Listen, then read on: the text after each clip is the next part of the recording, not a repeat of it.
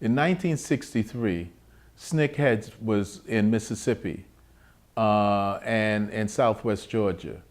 And in both those places, they were facing acts of terror by both the state and the citizens of Mississippi and Georgia.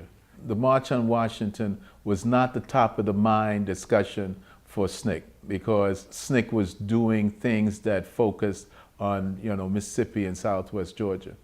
You've got to remember that the March on Washington was A. Philip Randolph and Bayard.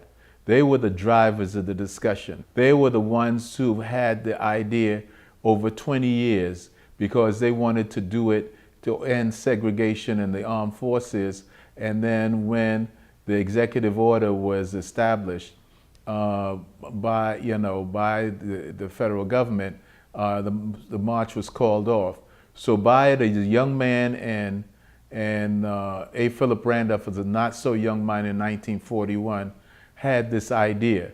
So now 22 years later, this was the driving force. And Bayard asked SNCC to participate through me. I went to Jim Forman. Jim Forman said, look, we're doing serious stuff in Mississippi. If you think this is important, you go represent the organization at the March on Washington.